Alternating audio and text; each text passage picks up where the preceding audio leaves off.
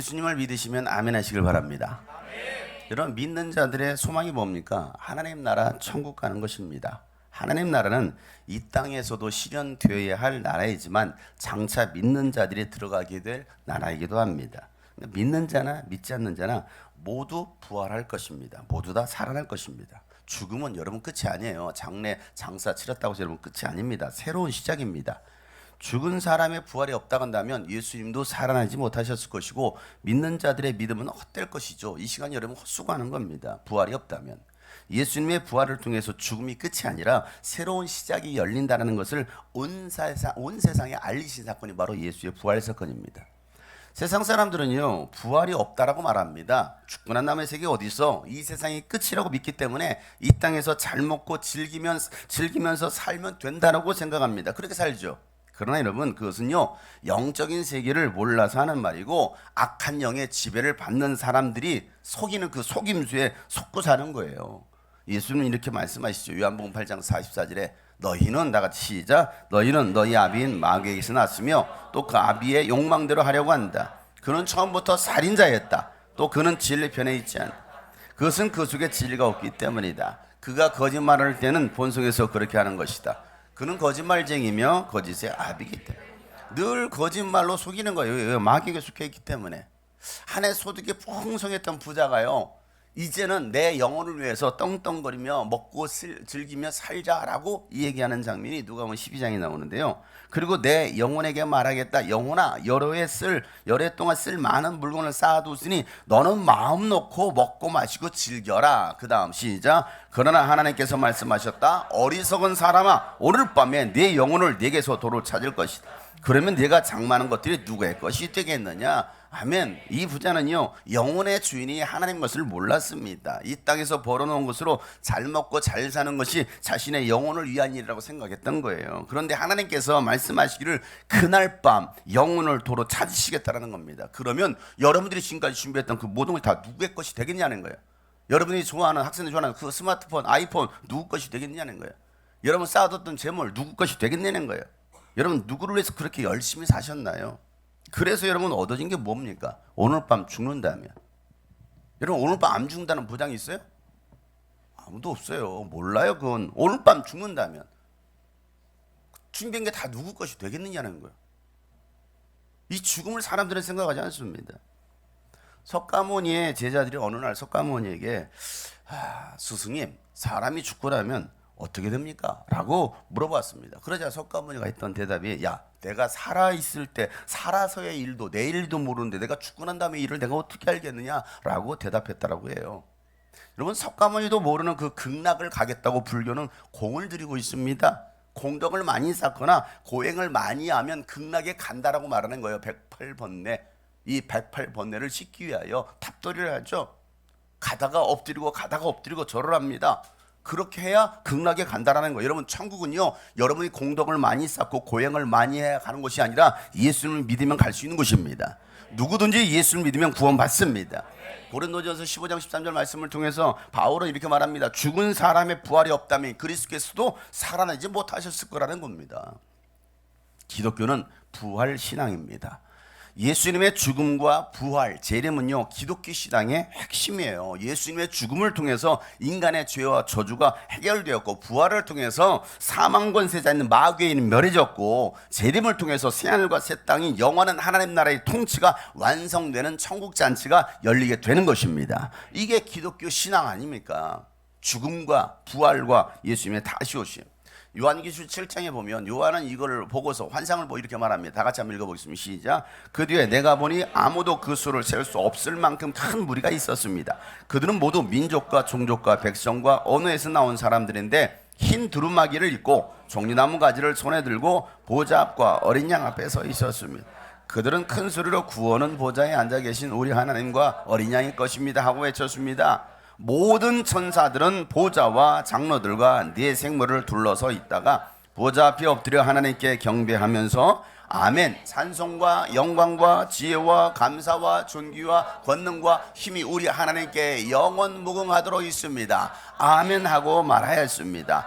아멘. 이것이 바로 하나님 나라 천국입니다. 슬픔도 아픔도 괴로움도 없는 이 세상에서 경험할 수 없는 그 기쁨이 넘치는 하나님의 나라 천국, 그곳에 누가 갈 수 있느냐? 오늘 성경에 보니까 모든 민족과 종족과 백성들과 또 다른 방언 언어들 가운데 흰옷 입은 사람들이 나라고 말하고 있습니다. 그럼 그 흰옷 입은 사람들이 누구냐는 거예요? 예수님을 믿고 큰 환난을 견디고 그리고 예수의 피로 거룩해진 하나님의 자녀들이다라고 말하고 있습니다. 13절 14절 말씀인데 읽어보세요. 시작. 그때 장로들 가운데 하나가 보아니, 시작. 그때 장로들 가운데 하나가 흰 두루마기를 입은 이 사람들은 누구이며 또 어디에서 왔습니까? 하고 나에게 물었습니다. 내가 장로님께서 잘 알고 계십니다 하고 대답하였더니 그는 나에게 이렇게 말하였다. 이 사람들은 큰 환난을 겪어낸 사람들입니다. 그들은 어린 양이 흘리신 피에 자기들의 두루마기를 빨아서 희게 하였습니다 라고 말하고 있어요. 저 흰옷 입은 사람이 누구예요 도대체? 라고 말했더니 큰 환난을 견디는 사람들이고 바로 예수의 피, 어린 양의 피로 그 자기 옷을 빤 사람들이라는 거예요. 여러분, 예수님을 믿는 여러분 모두가 새하늘과 새 땅에 그 주님의 얼굴을 뵈면서 기쁨으로 찬양하게 될 것입니다. 우리가 그 나라를 생각해 보세요. 그 천국에 입성할 나라를 생각해 보세요. 그 나라를 상상하시면서 여러분 주님께 영광과 존귀로 찬양을 올려드리시길 바랍니다. 할렐루야로 찬양하잖아요. 할렐루야, 할렐루야. 모든 민족과 방언들 가운데 수많은 주 백성 모였네. 주의 보혈과 그 사랑으로 신백성 삼으셨네. 주를 향한 감사와 찬양을 말로 다 표현할 수 없네. 다만 내 소리 높여 온 마음을 다해 찬양하리라. 할렐루야, 할렐루야, 할렐루야, 할렐루야. 어린 양 할렐루야, 할렐루야. 주의 보혈 높은 상하 모든 족속 모든 방언 모든 백성 열방이 모든 종기 모든 찬양 주께 드리네. 모든 민족과 방언들 가운데 방언들 가운데 수많은 주 백성 모였네. 주의 보혈과 그 사랑으로 진 백성 삼으셨네. 주를 향한 감사와 찬양을 올려드립니다. 주를 향한 감사와 찬양을 말로 다 표현할 수. 다만 내 소리 높여 주님을 찬양합니다. 다만 내 소리 높여 온 마음을 다해 찬양하리라. 할렐루야, 할렐루야, 할렐루야, 할렐루야. 어린 양 할렐루야, 할렐루야. 주의 보혈 높은 상하 모든 족속 백성 모든 영광 존귀 찬양 주께 드리네. 우리 모두가 그날에 거하게 될 것입니다. 어린 양 피로 씻어진 우리 모두, 어린 양 피로 씻어진 우리를 은혜로 주 앞에 서 있네. 주의 이름으로 자녀 되게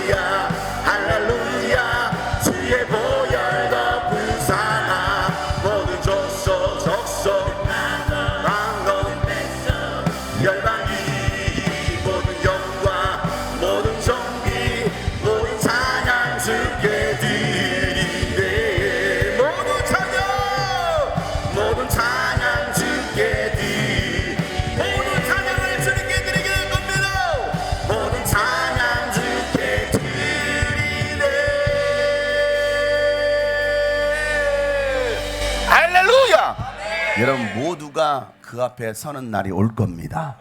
거기에 들어갈 수 있는 사람은 예수 믿은 사람만 들어가는 거예요. 예수 믿은 사람들. 여러분 부탁드립니다. 예수님 믿으시길 바랍니다. 제가 아쉬워서 부탁하는 게 아니라 안타까워서 부탁하는 거예요. 예수님 믿으시길 바랍니다. 이곳에 앉아있는 어린이들, 학생들 예수님 믿어. 멀리서 힘들게 왔잖아. 입 한번 뻥긋 못하고 가만히 눈만 뻥긋뻥긋 뜨고 있으면 뭐해. 예수를 믿지 못하니까 찬양이 안 되는 거예요. 예수님은 공생의 사역 3년의 마지막 사역을 위해서 예루살렘에 오르십니다. 그때는 절기상 6월절이었습니다. 예수님은 자신이 왜 예루살렘으로 올라가셔야 되는지 그 이유를 아셨습니다. 그 이유가 뭡니까? 고난받기 위해서였습니다. 죽기 위해서였습니다. 마태복음 16장 21절에 예수님께서 이렇게 말씀하시죠. 그때 예수께서는 자기가 반드시 예루살렘에 올라가야 되고 또 장로들과 대제사장들과 율법학자들에게 많은 고난을 받고 죽임을 당해야 되고 사흘날 되는 날에 살아나야 된다는 것을 제자들에게 밝히 말씀하시기를 시작하더라는 거예요. 예수님은요 이 일을 위해서 예루살렘으로 오르신 것입니다. 6월절 절기를 지키기 위해서 전국에서 올랐던 수많은 사람들과 한바탕 시끄럽게 장사 대목을 노리는 사람들, 성전 안팎에서 시끄럽게 울어대는 그 짐승의 소리, 거룩하고 위엄 있게 구별된 옷으로 아주 멋들어지게 차려입은 수십 명의 그 대제사장들과 바리새인들의 그 사람들의 그 행렬이 성전을 가득 메우고 있는 그 현장을 한번 상상해 보세요. 자, 소란함과 긴장함과 비장함이 흐르는 그 6월절 이틀 전에 예수님은 성전에 오르셔서 비둘기 파는 자들의 막 상을 다 엎어버리십니다. 그리고 장사하는 사람들 다 내쫓으시면서 하나님의 집은 만민이 기도하는 집인데 강도들의 소굴로 만들지 말라라고 예수님께서 막 소리를 치시는 거예요. 그러나 하셨던 일이 무엇이냐면 병든 사람들을 고쳐주시는 겁니다. 마태복음 21장 13절 14절 말씀 보세요. 다 같이 시작. 그들에게 말씀하셨다. 성경에 기록한 바 내 집은 기도하는 집이라고 불릴 것이다 하였다. 그런데 너희는 그것을 강도들의 소굴로 만들어버렸다. 성전뜰에서 눈먼 사람들과 다리를 저는 사람들이 예수께 다가왔다. 예수께서는 그들을 고쳐주셨다. 아멘. 자 보세요. 성전에 모인 사람들이 누구에게 환호하겠습니까? 종교인들이었을까요? 맨날 자기네가 잘났다고 싸움만 하고 있는 그 정치인이겠습니까? 당연히 예수님께 환호하죠. 예수님 아픈 사람들 치유해주고 병든 사람들 고쳐주고 필요한 것도 채워주시는 분이셨어요. 그래서 아이들까지도 종려나무가지를 막 흔들면서, 종려나무가지가 이렇게 생겼어요. 안 나오네. 종려나무가지를 막 흔들면서 찬양을 합니다. 어떻게 찬양하는지 마태복음 21장 15절 다 같이 읽어보겠습니다. 시작. 그러나 대제사장들과 율법학자들은 예수께서 하신 여러 가지 놀라운 일과 또 성전뜰에서 다윗의 자손에게 호산나 하고 외치는 아이들을 보고 화가 나서 오히려 막 기쁨으로 찬양하는 사람이 있는가 하면 분노하는 사람이 있어. 화가 나는 사람도 있습니다. 오늘 예배 잘 드리고 나서 어떤 사람 화나는 사람이 있어요. 다윗의 자손에게 호산나, 이 찬양은요 메시아를 기다리면서 했던 찬양입니다. 다시 말해서 예수님을 메시아로 찬양하는 겁니다. 그러니 대제사장들 바리새 사람들이 좋아하겠습니까? 그렇지 않아도 눈에 거슬리는 사람인데 자신들의 그 종교적 정치적 입지를 생각할 때 이번 기회에 제거하지 않으면 안 되겠다는 그 확신을 더욱 가지게 된 거예요. 오히려 불을 지핀 거죠, 예수님께서. 그런데도 예수님은 아랑곳하지 않고 보란 듯이 하나님 나라에서 가르치십니다. 오히려 더 병든 자를 고치시면서 하나님 나라에 가르치신 것이죠. 이런 예수님의 가르침은 대제사장들과 바리새파 사람들과의 이 갈등을 최고조로 만드는 장면이 오늘 읽은 장면입니다.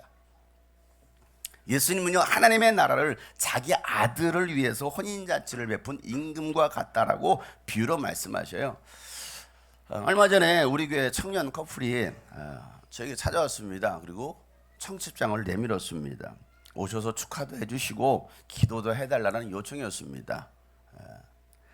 요즘 시대가 바뀌어서 그런지 모르겠는데 결혼식에 초대할 사람을 직접 찾아가서 청첩장도 주고 식사도 대접해야, 극진히 대접해야 결혼식에 와준대요. 우리 어른들은 좀 이해가 안 가죠. 지금 시대가 그렇다라는 거예요. 그렇게 안 하면 안 온다라는 겁니다. 예전에는 청첩장만 보내거나 나 결혼해 그러면 그냥 그 소식 듣고 그냥 그러고 나서 왔는데 이제는 하객을 모셔와야 하는 시대가 되었다라는 거예요. 요즘 시대는. 그래서 사람들을 만나러 다니느라고 주말에는 굉장히 바쁘다라는 얘기를 하더라고. 뭐 이렇게 바빠? 왜 이렇게 안 보여? 그 사람들을 만나서 청첩장 주고 밥도 사주고 와달라고. 여러분, 결혼식에 아무나 초대할까요? 어제도 우리 지방의 목사님 딸이 결혼식이 있었는데 못 갔어요. 캠프 준비해야 돼서. 여러분, 아무나 초대합니까? 꼭 와야 할 사람, 귀한 사람에게 청첩장을 주면서 초대할 거예요. 지나가는 사람한테 아무나 청첩장 주니? 상현이, 봄이 왔어요. 아무나 주지 않아. 귀한 사람에게, 내가 꼭 초대할 사람에게, 와줬으면 하는 사람, 축하해줄 사람에게 청첩장을 나눠줍니다. 자, 보세요. 임금이 자기 아들 결혼식에 초대했으니 그 초대받은 사람들 어떤 사람들일까요? 보통 귀한 사람들이에요? 여러분들 한번 초대 받아봤나요? 대통령에게? 저 한 번도 못 받아봤어. 왜? 무명하니까. 장용성이라는 사람이 있는지도 없는지도 몰라. 귀한 사람에게 초대하지 않겠습니까?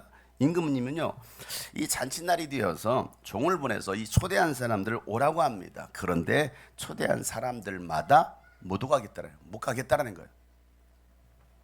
그래서 왕은요, 다시 보내서 이제 모든 만찬도 다 준비했으니까, 풍성한 만찬도 다 준비했으니까 잔치에 다시 오라고 또 재차 보냅니다. 자, 4절 말씀 읽었던 4절 말씀 읽어보세요. 시작. 그래서 다시 다른 종들을 보내며 이렇게 말하였다. 초대받은 사람에게로 가서 음식을 다 차리고 황소와 살진 짐승을 잡아서 모든 준비를 어서 잔치에 오시라고 하여라. 보세요. 또다시 보냈습니다. 여러분, 왕의 초대를 거절한 사람들은 도대체 어떤 사람들일까요? 1번, 간땡이가 부은 사람들. 여러분, 왕은요 지금 무시당한 겁니다. 여러분이 왕의 입장이라고 생각해 보세요. 상현이 다 초대했지만 아무도 안 왔어. 어떻게 하고 싶어? 이 새끼들, 내가 밥값 내라 이 새끼들아. 가서 멱살 잡고 막 충청도 음성을 다 뒤집어 버릴 거야, 그지? 그지? 봄이 어때? 여름이 오겠지 뭐. 그래? 죽이겠다잖아. 넌 끝났어. 아니, 내가 초대한 사람 한 사람도 안 온 거예요. 근데 보통 사람도 아니고 박상현 왕께서 왕이 초대했어요. 왕은 무시당한 겁니다. 근데 여기서 우리가 말씀을 잘 살펴봐야 할 것은 이겁니다. 그런데도 왕은 다시 사람들을 초대했다는 거예요. 다른 종을 보내서 한번 무시당했는데도 불구하고 또다시 초대장을 보냈다는 겁니다. 자, 왕의 너그러움, 왕의 인자함을 엿볼 수 있는 장면이죠. 왕은 두 번째 사람들을 초대했지만 그들은 어떻게 했을까요? 들은 척도 하지 않습니다. 들은 척도 하지 않고 각자 자기 길로 갔다라고 말합니다. 그들이 간 곳이 어디입니까? 오늘 5절 말씀 읽어보겠어요? 시작. 그런데 초대받은 사람들은 그 말을 들은 척도 하지 않고 저마다 제 갈 곳으로 떠나갔다. 한 사람은 자기 밭으로 가고, 들은 척도 하지도 않으면서 한 사람은 자기 밭으로 일하러 간 사람, 또 한 사람은 장사하러 갔다라는 거예요. 밭에서 일하고 장사하는 거, 여러분, 초대하는 사람보다도 더 중요한 것이었을까요? 한번 생각해 보세요. 초대한 사람이 누구예요? 왕이잖아요. 보통 사람이 아닌 왕이 초대했는데도 이들은 왕의 초대를 들은 척도 하지 않습니다. 오히려 장사하고 밭에 가는 일에. 만약에 여러분 생각해 보세요. 만약에 우리나라 왕이 없으니까 영국은 지금 왕정 시대, 영국 왕이 여러분을 왕실로 초대했어요. 어때요? 자, 영국 왕이 아무나 초대합니까? 국가 귀빈들을 초청합니다. 대통령이나 총리를 초대합니다. 그런데 영국 왕이 왕실로 여러분을 초대했어. 김승범 형제를 초대했어. 어떨 것 같아? 부담스러워.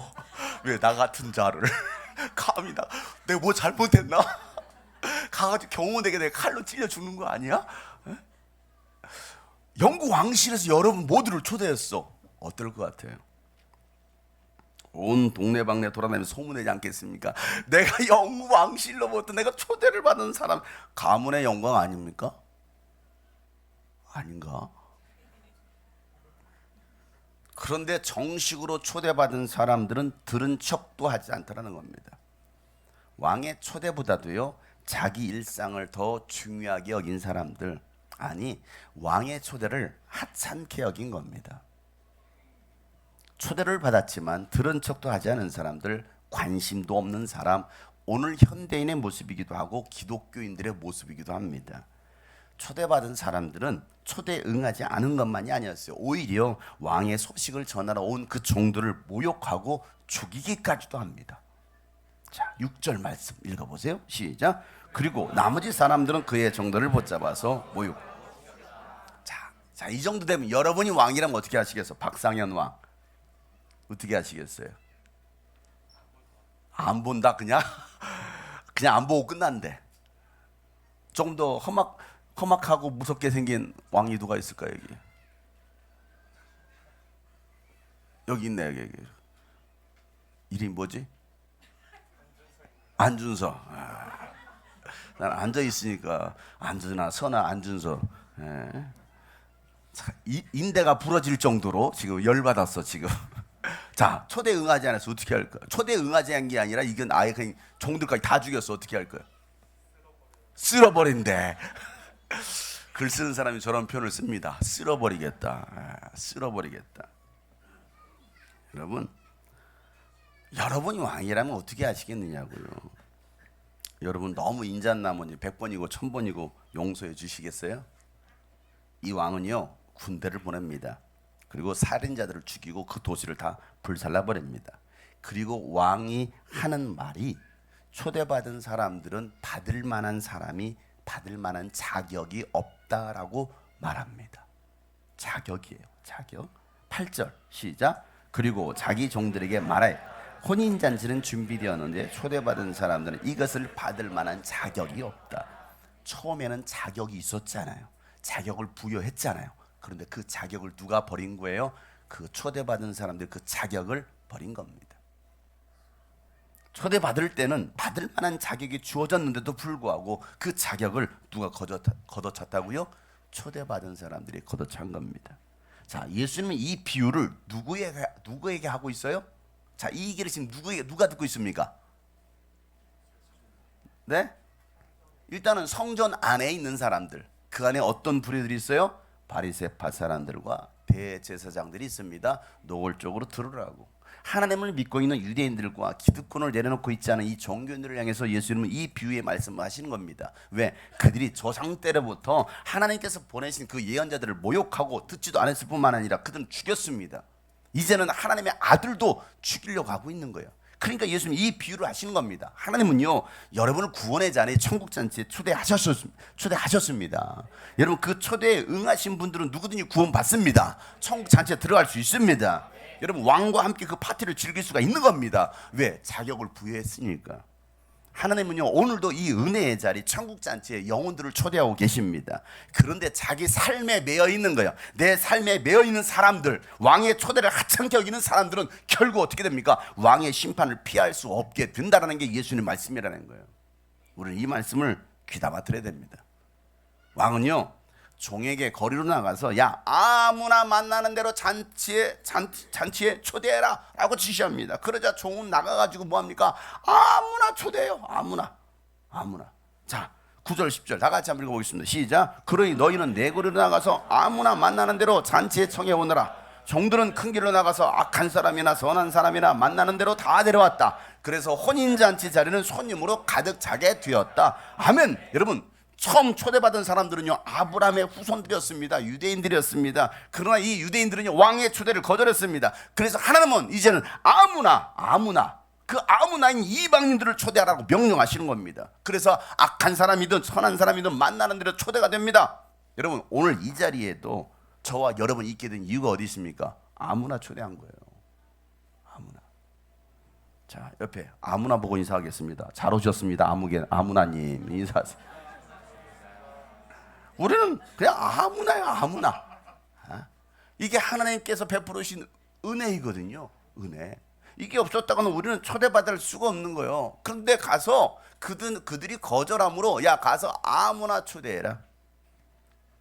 여러분 오늘 우리가 해야 할 일이 무엇입니까? 우리가 할 일은 만나는 대로 아무나 초대하는 것입니다. 병든 사람, 상처받은 사람, 가난한 사람, 부자, 못 배운 사람, 많이 배운 사람 아무나 강군해서 하나님의 집을 채우라고 하나님 말씀하시는 것입니다. 그래서 이 잔치 자리가 사람들로 가득 차게 하라고 말씀하시는 거예요. 여러분들은 10시에 모여서 기도하시고 이 주변에 노방전도를 나가십니다. 여러분들 특정인을 정해놓고 전도하시나요? 아무나에게 전하시나요? 아무나 초대하는 거예요. 그 초대를 받고 오는 사람이 있고 또 거절하는 사람이 있어요. 무관심한 사람도 있습니다. 전도지를 줘도 거들떠보지도 않는 사람이 있습니다. 여러분 2025년도 우리 교회가 초대된 이 하객들로 가득 차는 한 해가 되기를 소원합니다. 여러분 이 일을 누가 해야 됩니까? 종된 우리가 해야 되는 겁니다. 종이 할 일은요 내거리로 나가는 거예요. 길거리로 나가는 겁니다. 그래서 뭐 하라는 거예요? 가득 채워라. 이게 오늘 종들인 우리가 해야 할 일이라는 거예요. 왕은 혼인잔치에 온 사람들을 보러 잔치자리에 나옵니다. 그런데 왕의 눈에 띈 사람이 있었어요. 누구였어요? 흰옷 예복을 입지 않은 사람이 한 사람 띄었습니다. 그래서 그 사람 불렀습니다. 넌 왜 예복을 입지 않았느냐라고 묻는 것이죠. 여러분 결혼식에 초대되어서 간다면 여러분 어떤 옷을 입고 가야 됩니까? 그 예식에 걸맞는 옷을 입고 가야 되지 않겠어요? 파자마 차림에 갈 사람? 아니면 저 오징어 게임에 나왔던 그 체육복 있잖아요. 파란색 체육복 그거 입고 나가면 여러분 결혼식 가면 어떻게 될까요? 인형이 갑자기 보고서 총살을 팍 쏴댈 거예요. 총살할 거예요. 에? 뭔 인형인지 몰라요? 그 무궁화 꽃이 피었습니다 하면서 그 인형 내가 뭔 말하는지 그 레이저를 쏘아다니면서 이러면 총으로 쏴 죽이고 그러니까 왜? 결혼식에 뭐 입고 왔느냐고. 이런 여기 총 맞아 죽을 사람 많네. 예복 아니 결혼식장에 갔는데 적어도 그 결혼식에 걸맞는 예복을 입고 가지 않겠어요? 자 마태복음 22장 이야기입니다. 22장 12절부터 한번 읽어보세요. 시작. 이 사람아 그대는 혼인 예복을 입지 않았는데 어떻게 여기에 들어왔는가 하니 그는 아무 말도 하지 못하여 종들에게 분바했다. 이 사람의 손발을 묶어서 바깥 어두운 데로 내던져 거기서 슬피 울며 이를 갈 것이다. 아멘. 여러분 이 말씀 참 무서운 말씀 아닙니까? 여러분 교회 다닌다고 다 구원받는 것이 아닙니다. 모두가 하나님 나라에 들어가는 게 아닙니다. 예복을 입은 사람만이 준비된 사람만이 잔치자리에 들어갈 수 있습니다. 그 예복은 누가 입습니까? 그 예복은요 예수 믿으면서 고난을 견뎌내며 예수의 피로 더러워진 그 죄악을 깨끗이 빨아낸 흰 세마포를 입은 사람만이 바로 들어갈 수 있다는 거예요. 요한계시록 22장 14절 말씀에 요한은 이렇게 말하죠. 생명나무에 이르는 권리를 차지하려고 그리고 성문으로 해서 도성에 들어가려고 자기 겉옷을 깨끗이 빠는 사람이 복이 있다는 겁니다. 그 하나님의 도성에 들어가려고 새 예루살렘 성에 들어가려고 그 겉옷을 깨끗이 빠는 사람, 그 겉옷은 어떻게 깨끗이 빱니까? 요한계시록 7장 14절 다 같이 다시 한번 읽어보겠습니다. 시작. 내가 장로님께서 잘 알고 계십니다 하고 대답하였더니 그는 나에게 이렇게 말하였습니다. 이 사람들은 큰 환난을 겪어낸 사람들입니다. 그들은 어린 양이 흘리신 피에 자기들의 두루마기를 빨아서 희게 하였습니다. 아멘. 자기 옷을 예수의 피로 어린 양의 피로 깨끗이 빤 사람들이라는 겁니다. 여러분 주여 한다고 다 천국에 들어갈 것이 아니라 내 아버지의 뜻대로 행한 사람만이 들어갈 수 있다라고 예수님은 산상순 말씀을 통해서 우리에게 분명히 경고하고 계시는 거예요. 잔치자리에 초대된 우리는 해야 할 일이 뭡니까? 예복을 준비해야 되는 겁니다. 여러분 천국에 들어가겠다라고 다들 교회 다니는 거 아닙니까? 그냥 놀러 다니는 거 아니잖아요. 밥 먹으러 오는 거 아니잖아요. 그러나 여러분 안타까운 것은요 그들 중에 천국에 들어가지 못할 사람들의 대다수가 될 것이다라고 말씀하시는 거예요. 하나님 아버지의 뜻대로 행하지 않는 사람들은 아무리 교회를 오래 다니고 직분을 가지고 있다 할지라도 들어갈 수 없다는 겁니다. 목사라 할지라도 장로라 할지라도 예복을 준비하지 않으면 천국에 들어갈 수 없다라고 말씀하시는 거예요. 그래서 오늘 읽었던 본문의 결론으로 뭐라 말합니까? 14절 말씀이에요. 다 같이 시작. 부름받은 사람은 많으나 뽑힌 사람은 적다. 이런 부름받은 사람은 많아. 교회로 오세요. 오해서 오늘도 이렇게 예배드리는 사람 많아. 근데 이 가운데도 지옥 갈 사람이 있으니 얼마나 안타깝겠느냐는 거예요. 부름받은 사람은 많지만 뽑혀서 하나님 나라에 들어갈 사람은 적다라고 예수님 말씀하셨습니다. 대한민국의 교회를 다니는 사람들이 700만 명이라 하는데 그들이 다 하나님 나라에 들어가는 건 보장이 없다는 겁니다. 교회만 다닐 뿐 예복을 준비하지 않은 사람들이 대다수일 거라는 겁니다. 예수님 때문에 고난받고 있느냐? 그 고난을 견뎌내고 있느냐? 아니면 종교인으로서 그냥 주일에만 교회 왔다 갔다 하느냐? 말씀과 기도에 관심 없고 졸다 가는 사람들, 제밥에만 관심이 있다고 말하는 것처럼 그냥 교회밥에만 관심 있는 사람들, 교회밥만 먹고 가는 사람들 많이 있어요. 많이 있어요. 나는 어떤 사람일까? 나는 어떤 사람일까? 마태복음 23장에 보면 예수님은 노골적으로 종교 지도자들이었던 이 율법학자들과 바리새파 사람들을 향하여 책망하시는 말씀이 23장 전체에 걸쳐서 23장 전체는요 책망하시는 말씀입니다. 읽어보세요. 13절 시작. 율법학자들과 바리새파 사람들아, 위선자들아, 너에게 화가 있다. 너희는 사람들이 들어오지 못하도록 하늘나라의 문을 닫기 때문이다. 너희는 자기도 들어가지 않고 들어가려고 하는 사람도 들어가지 못해. 자기도 들어가지 못할 뿐만 아니라 들어가려고 하는 사람마저 문을 막아버리는 사람들이 누구냐? 기존 교인들 말이요. 교회 다녔던 사람들, 목사, 장로, 집사들이라고 하는 사람들이 오히려 새신자들 하나님 나라 들어가지 못하도록 막아버리는 그 꼴들을 하고 있지 않느냐는 거예요. 자기도 들어가지 못할 뿐만 아니라 들어가려고 하는 사람도 들어가지 못하게 만들어버리는 이 바리새파 사람들, 오늘날 교회에 없습니까? 그게 나는 아닙니까? 33절 35절 말씀에 뱀들아, 독사의 새끼들아. 누구한테 하는 소리입니까? 기존 교인들을 향해 얘기하는 겁니다. 바리새파 사람들, 뱀들아, 이 독사의 새끼들아, 너희가 어떻게 지옥의 심판을 피하겠느냐? 피할 수 있다라는 소리요? 피할 수 없다라는 겁니다. 그러므로 내가 예언자들과 지혜 있는 자들과 율법학자들 너희에게 보낸다. 너희는 그 가운데서는 더러는 죽이고 더러는 십자가에 못 박고 더러는 회당에 책짓질하고 이 동네 저 동네로 뒤쫓으며 박해할 것이다. 그리하여 의인 아벨의 피로부터 너희가 성소와 제단사에서 살해한 바가랴의 아들 사가랴의 피 이르기까지 땅에 죄 없이 흘린 모든 피가 너희에게 돌아갈 것이다라고 예수님께서 그들을 저주하십니다. 심판하십니다. 지옥의 심판을 피할 수 없다. 지옥의 심판을. 하나님의 일에 관심 없기 때문이에요.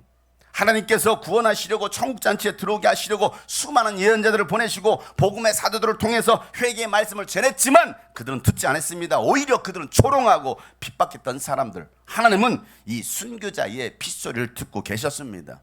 아벨의 피를 기억하신 하나님께서 오늘 우리에게 말씀하시는 거예요. 천국잔치가 열렸으니 와서 잔치에 참여해라. 이 아벨의 핏소리, 우리 지난 마하나임 기도회 때 다뤘던 말씀이에요. 가인은 아벨을 돌로 쳐 죽이고 난 다음에 하나님께서 부르셨을 때 제가 아벨을 지키는 자입니까?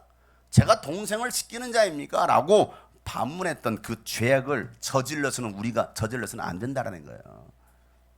자, 읽어보세요. 4장 9절, 창세기 4장 9절 시작. 주님께서 가인에게 물으셨다. 너의 아우 아벨이 어디에 있느냐? 그가 대답하여 모릅니다. 제가 아우를 지키는 사람입니까?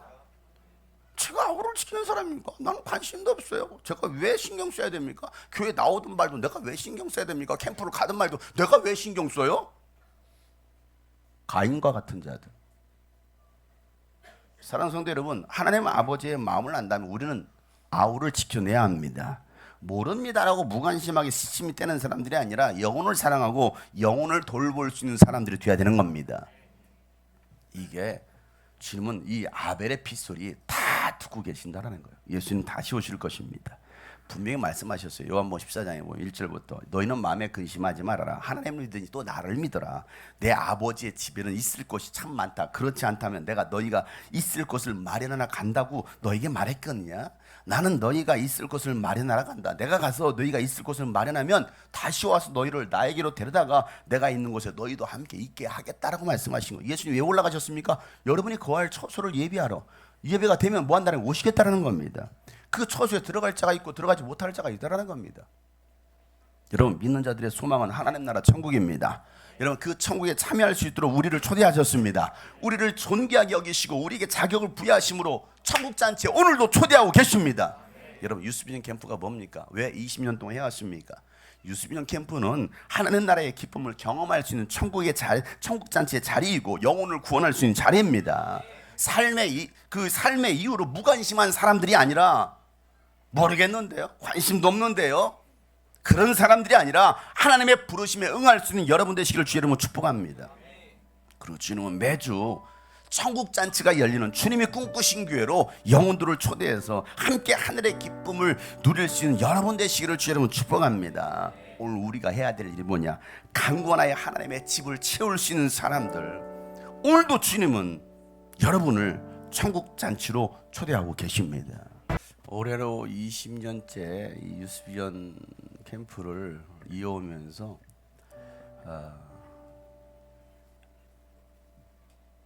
많은 생각을 했습니다. 제가 우리 기도회 때도 계속 그런 얘기를 했어요. 이번 캠프가 마지막이 될 것 같다. 늘 마지막이라는 마음 가지고 하긴 했지만 제 마음이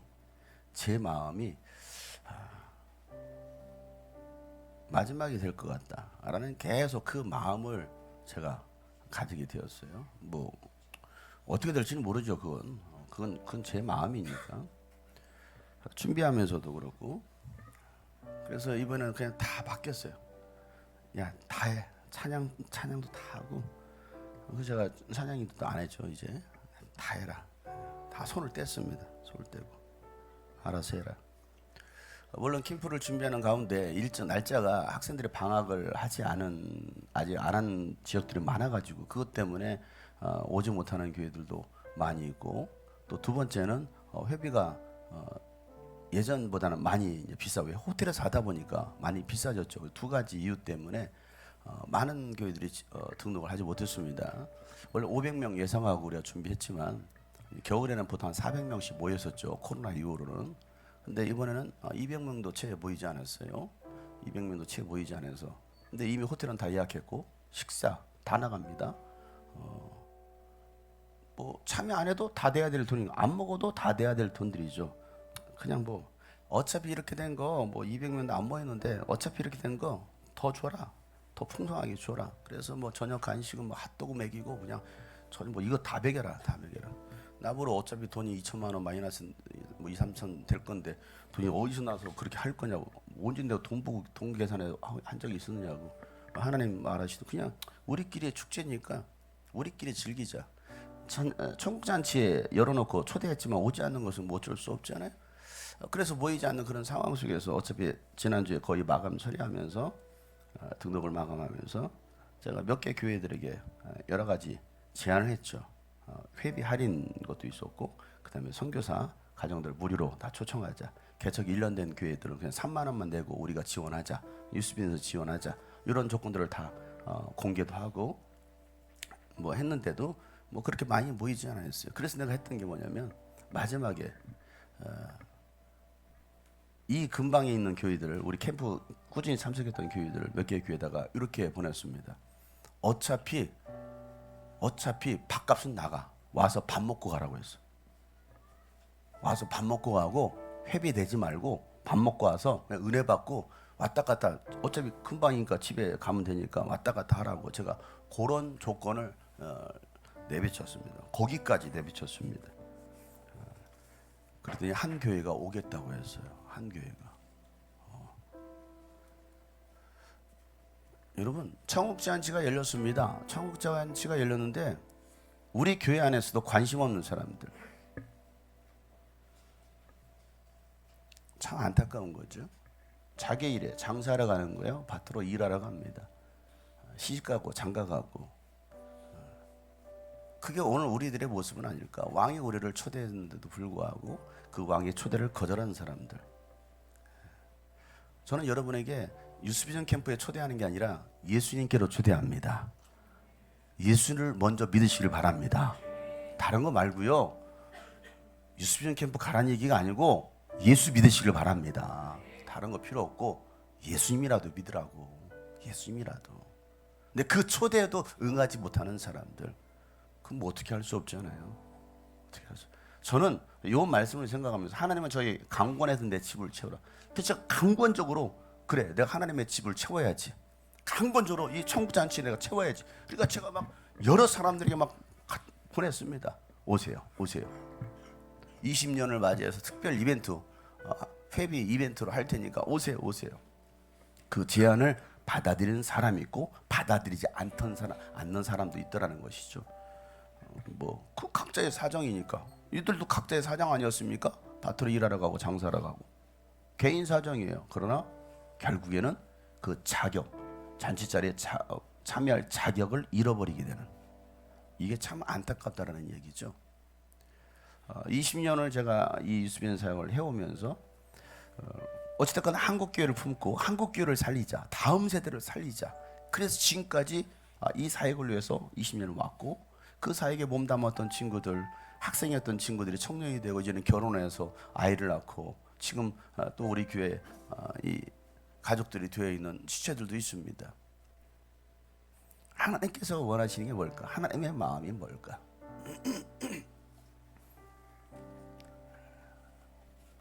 제가 할 일은 나의 집을, 하나님의 집을 강권하에 채우는 겁니다.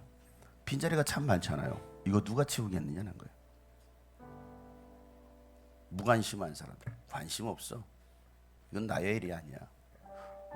여기 오늘 본문에 예수님이 비유를 했던 그 사람들과 별 차이 없지 않나요? 그렇잖아요.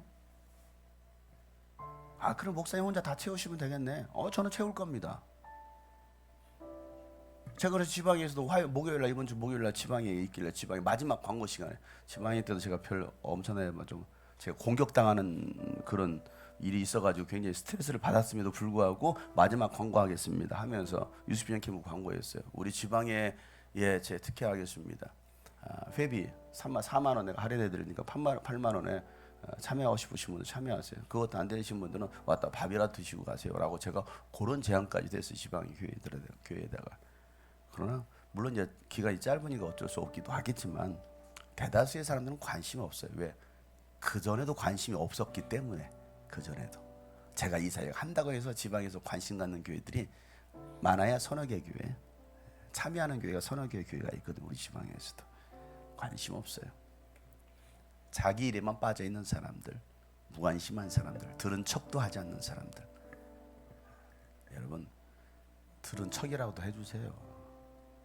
이런 일을 하는가 보구나. 제가 저녁에 일 끝나고 퇴근해서 내가 캠프 현장 와서 같이 집회 참석하고 기도하겠습니다. 이런 마음이라도 있어야 되는데 그런 마음조차도 없다고 한다면 우리가 왜 예수를 믿나? 아니, 우리가 예수를 믿는다라고 말할 수 있을까를 한번 심히 고민을 해보는 겁니다. 여러분, 오늘 이 말씀 제가 여러분을 공격하려고 이 설교를 준비한 게 아니고 천국잔치에 초대하려고 이 말씀을 전하는 거예요. 천국잔치에 참여하시길 바랍니다. 늘 우리 주님이 꿈꾸신 게 주님마다 천국잔치로 초대하잖아요.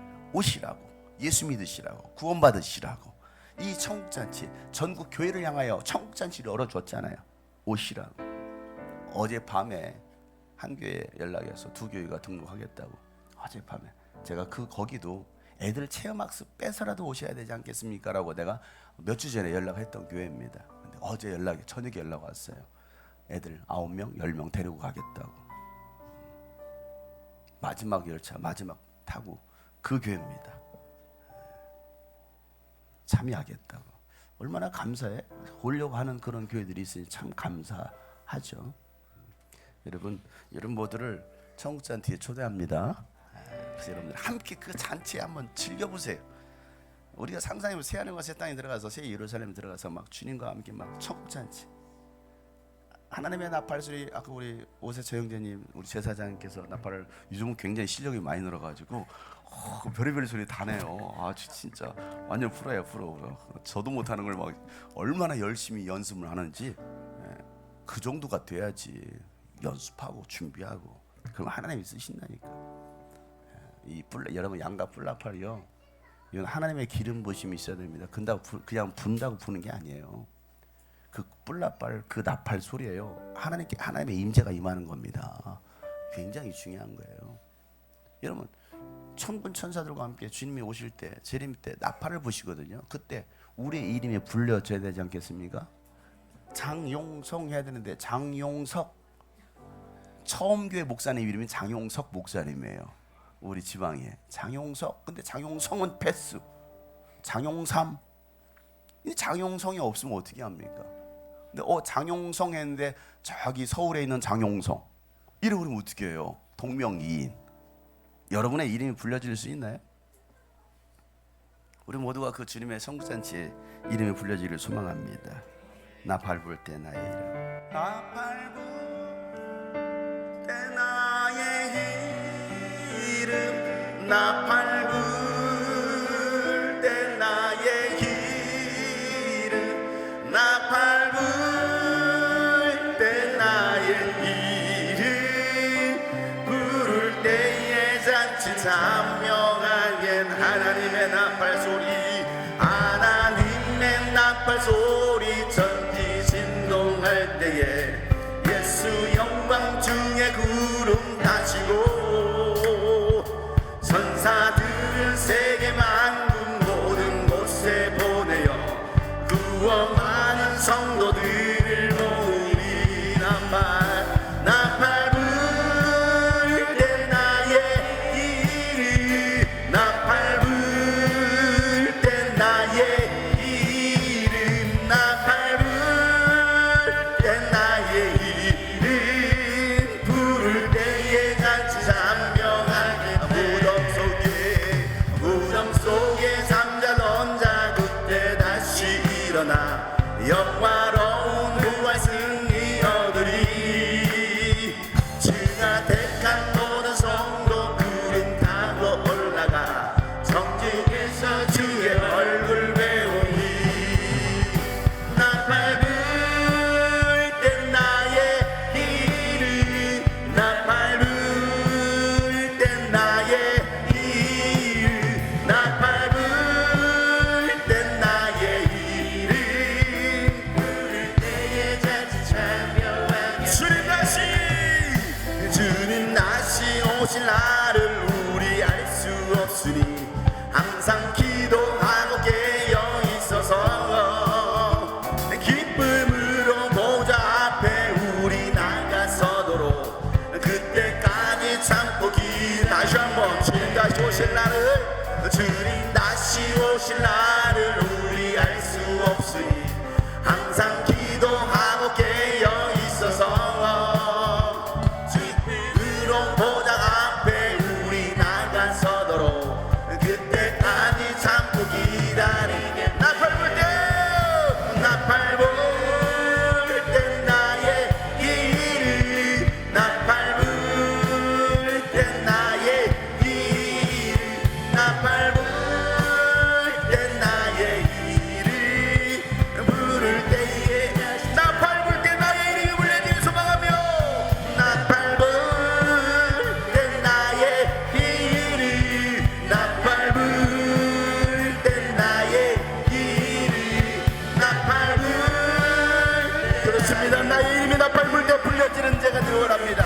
천국 잔치에 초대받은 자로 나가기를 원합니다. 다 같이 간절히 부르짖어 기도하겠습니다. 하나님 아버지여, 자기 일에만 매여 있고 들은 척도 하지 않는 사람들 되지 않게 하여 주옵소서. 어리석게 오히려 주님의 조용을 모욕하고 박해하는 자 되지 않게 하여 주시고, 정말 하나님 나라에 힘써 일하는 자들, 천국잔치에 초대하는 자들 되게 하여 주시고, 내 집을 강건하여 채우라는 그 주님의 말씀대로 하나님 아버지여, 주님의 집을 채우는 자 되게 하여 주시옵소서. 주님의 집을 채우는 자 되게 하여 주시옵소서. 하나님 아버지여, 우리 모든 성도들이 그 천국잔치에 참여함으로 함께 즐거워하고 기뻐하게 하여 주시옵소서. 나 밟을 때 나의 이름, 나 밟을 때 나의 이름, 나 밟을 때 나의 이름, 부를 때에 무덤 속에 잠자던 자 그때 다시 일어나 영화로운 부활 승리 얻으리. 주가 택한 모든 성도 구름 타고 올라가 공중에서 주의 얼굴, 주님 다시 오실 날을, 주님 다시 오실 날을 우리 알 수 없으니 항상 기도하고 깨어 있어서 기쁨으로 보좌 앞에 우리 나가서도록 그때까지 참고 기다리겠네. 나 밟을 때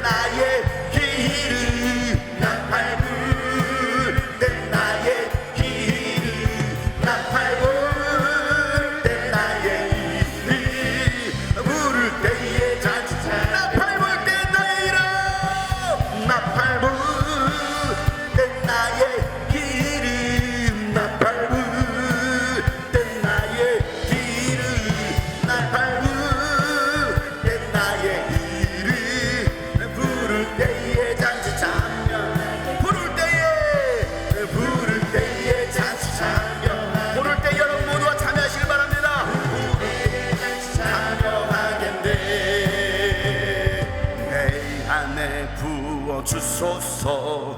성령의 충만한 기름을 내 안에 충만케 하소서. 성령의 기름을 내 안에 부어주소서. 성령의 충만한 기름을 내 안에 충만케 하소서. 성령의 기름 내게 기름 가득할 때, 내게 기름 가득할 때 주의 복음 전할 수 있네. 내게 성령 충만할 때 주의 사랑 베푸네. 그날에 우리 주는 계속 찾아오실 때에 기름 준비된 자만이 잠시 자리 들어가네. 그날에 우리 주님께서 찾아오실 때에 기름 준비된 자만이 내 안에 부어주소서. 내 안에 부어주소서. 성령의 충만한 기름을 내 안에 충만케 하소서. 성령의 기름을 내 안에 부어주세요 주님. 성령의 충만함으로 성령의 충만한 기름을 내 안에 충만케 하소서. 성령의 기름 내게 성령 충만할 때, 내게 성령 충만할 때 주의 복음 내게 성령 충만할 때, 내게 성령 충만할 때 주의 사랑 베푸네. 그날에 우리 주님께서 만지게 찾아오실 때에 기름 준비된 자만이 잠시 자리 내려가네. 그날에 우리 주님께서 만지게 찾아오실 때에 기름진 우리 마지막으로 그날에 우리 주님께서 밤중에 찾아오실 때에 기름 준비된 자만이 잔치 자리 기름 준비된 자만이 잔치 들어갑니다. 기름 준비된 자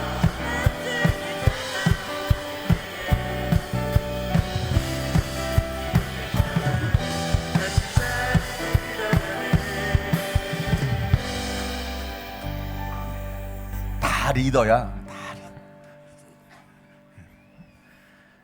기름 준비된 자만이 잔치자리에 들어갑니다. 여러분, 우리 모두가 정말 잘 준비해서 우리 성도들 한 사람도 빠짐없이 700만 명의 기독교인 중에 우리 교회 성도들 한 명도 빠짐없이 잔치자리에 들어가기를 진심으로 소망합니다. 제가 여러분의 바라는 게 뭐겠습니까? 다른 거 아무것도 없어요. 예수 믿으시라는 거예요. 다른 거 없어. 예수님 믿으세요. 예수. 더불어 탕수육을 사주면 더 좋고요. 예수님 믿으세요. 예수님. 우리 옆에 사람 예수님 믿읍시다. 예수님 믿으세요. 진지하게 여러분 예수님 믿으셔야 돼요. 예수 믿으셔서 한 명도 빠지지 않고 다 천국 자리에서 함께 즐거워하는 우리 모두가 되기를 소망합니다.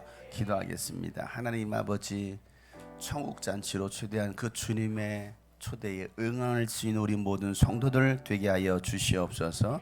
이번 유스비전 캠프가 그 어느 때보다 더 은혜 충만하고 하나님이 역사하시는 캠프 되도록 주님 역사하여 주시옵소서. 이제는 우리 구주 예수 그리스도의 은혜와 하나님 아버지 놀랍고 지극하신 사랑과 성령님의 감화 감동교통 충만하심이 오늘 말씀 붙들고 나가는 모든 하나님의 사람들 머리 위에 이제 내일부터 진행될 그 유스비전 캠프 가운데 이제 영원토록 함께 하시기를 간절히 축복하며 기도하옵나이다. 아멘. 하나님 감사합니다.